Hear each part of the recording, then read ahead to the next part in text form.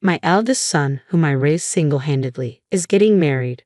His fiancée is strikingly beautiful like a model, yet it became clear that beauty was her only asset when she callously told me, "You're a dropout and a stranger, so don't come." To add insult to injury, I was deceived about the wedding venue.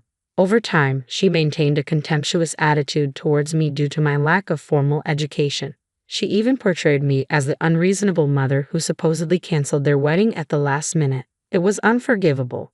While they were away on their honeymoon, I, Linda, soon to be 57, reminisce about my life.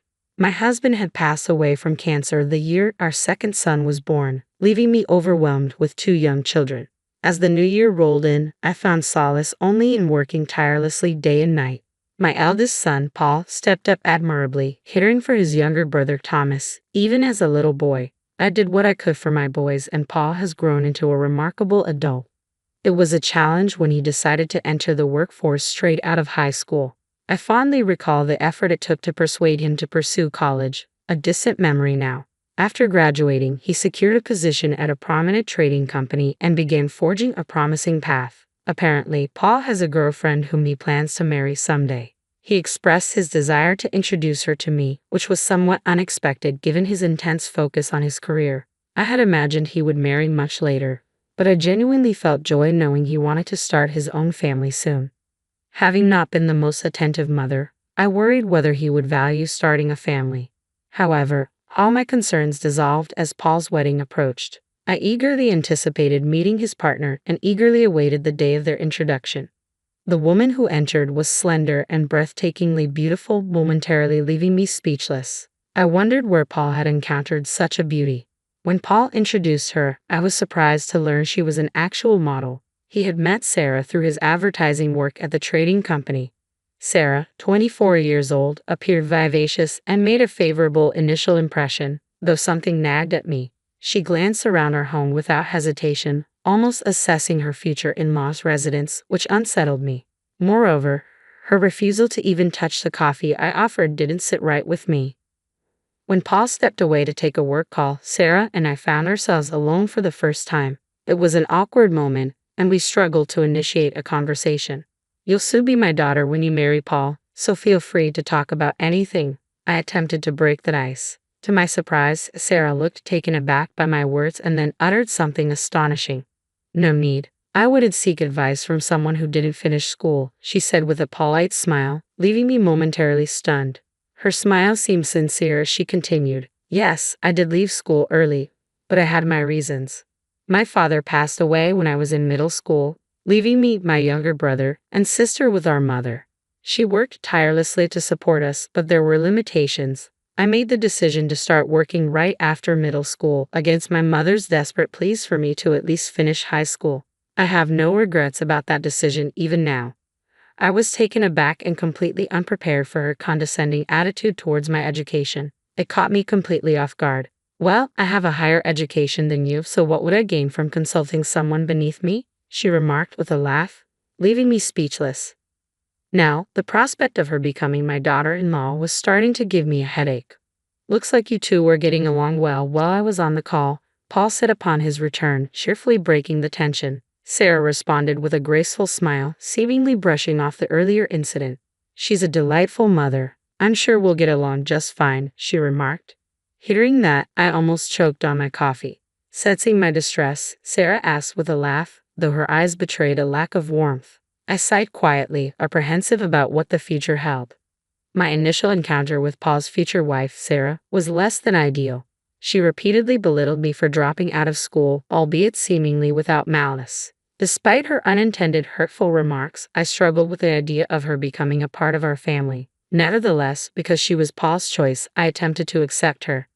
After that first meeting, Sarah never visited our home again. I inquired with Paul about their wedding plans, and he assured me everything was proceeding as planned. He had already met her well-educated parents, both graduates of prestigious universities.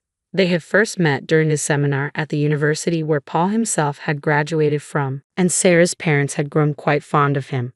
When I asked Paul about arranging a meeting between both families, he awkwardly replied, "I'm good for now," leaving me puzzled about what he meant. It appeared that the wedding plans were well underway. Paul, occupied with his job, had delegated all arrangements to Sarah. Since Paul seemed satisfied, I find it difficult to intervene. At least he's handled meeting her parents with proper etiquette. Despite my reservations, I've chosen to observe quietly. More than 6 months after our initial meeting, Sarah reached out to discuss the wedding. Invitations had already been dispatched to various guests. They'd chosen a luxurious hotel venue, indicating a substantial gathering of over 100 guests. It's shaping up to be quite a lavish affair, a rarity these days. It sounds like you're planning quite a grand wedding, I remarked. Yes, my father owns a company, so through various connections, the guest list expanded, she explained. As I listened to Sarah, I started to have concerns about the planning on the groom's side. Paul has left everything to Sarah. I'm worried if they've considered the seating arrangements. I know Paul has left everything to you, but could you let me know who's coming from his side? I wouldn't want to be rude by not recognizing someone, I asked. Sarah responded with a hint of irritation. Sure, she said curtly. Everything's perfectly arranged, so there's no need to worry, she added, her tone coming across as somewhat condescending. I felt a surge of irritation, but I held back from raising my voice to a younger woman. The wedding was just a month away, and I emphasized the importance of having the date and time confirmed repeatedly. I asked Sarah for an invitation, but she explained they were only printing the necessary minimum. She didn't send one. We're trying to keep costs down, she said, leaving me unable to press further. I made sure to mark the date on my calendar so as not to forget. Paul had moved to a new house the previous week. The move seemed sudden, and I was left bewildered as I watched the movers take away his belongings. Paul, apparently unaware of the exact moving day, returned that evening to find his things gone. He chuckled it off, attributing it to Sarah's planning, and headed to his new home. I realized I didn't even know his new address. I assumed he would reach out to me, but so far, I haven't heard anything. On the wedding day, I dressed up and made my way to the hotel. Despite the celebratory atmosphere, I had some unresolved feelings toward Sarah. I felt like I wasn't being respected as the mother of the groom. As I entered the hotel lobby, guests, presumably from the bride's side, were gathering. I didn't recognize anyone, confirming they were likely Sarah's relatives. Making my way to the groom's waiting room, I encountered a scene that left me utterly stunned. Sitting together were a bride and groom surrounded by elegantly dressed men and women. Assuming these were Sarah's parents, I was taken aback. However, I soon realized they weren't Paul and Sarah at all, but complete strangers. They looked at me with confusion, understandably seeing me as an unexpected intruder in their private moment. Sorry, I must have walked into the wrong room, I muttered, feeling my face flush with embarrassment as I hurriedly exited. It was indeed another wedding. A sinking feeling prompted me to approach the hotel's bridal staff. They confirmed there was no reservation for Paul's wedding. Sarah had deceived me about the date and time, though I was certain today was supposed to be the wedding day. Regrettably, I have failed to confirm the location with Paul in time. Somewhere at this moment, Paul and Sarah were surely having their wedding. It dawned on me that Sarah had orchestrated this to ensure I wouldn't attend. I quickly dialed Sarah's number. She picked up immediately. What is the meaning of this? I demanded, my voice tinged with frustration.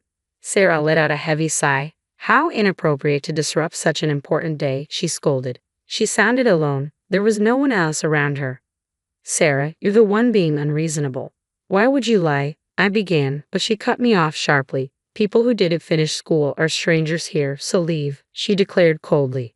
Her words hit me like a blow. I ceased, thinking about the lengths she had gone to humiliate me. Paul, I understand, I said firmly. But it was too late to salvage the situation and make it to the wedding. My main worry was how Paul must have felt in my absence.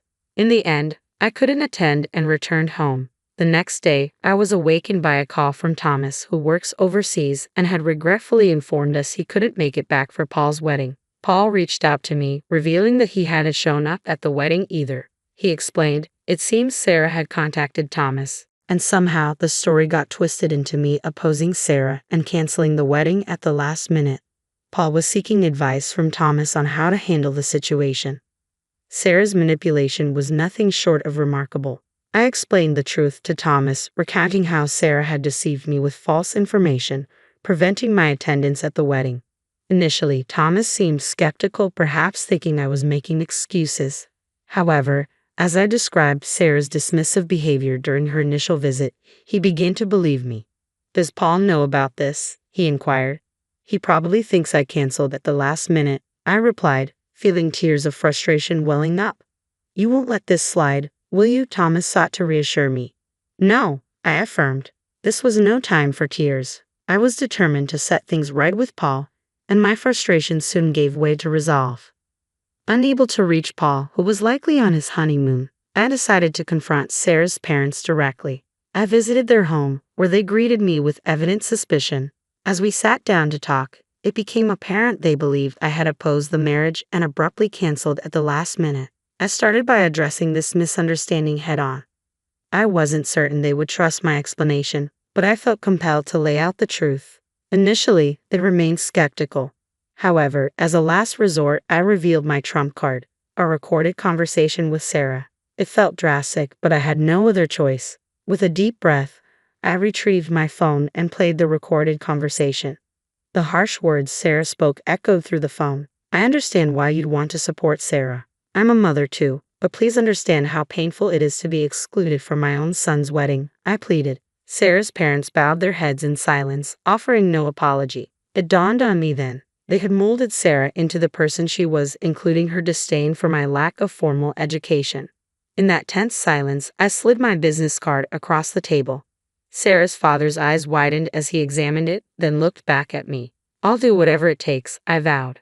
Paul returned a week later from his honeymoon, during which I hadn't heard from him. I feared Sarah might have influenced him, but it turned out to be an unnecessary worry. As I heard the front door open, I stepped out of the living room to find Paul walking in. Upon seeing me, he hurried over to apologize. Mom, I'm sorry I didn't realize what was happening.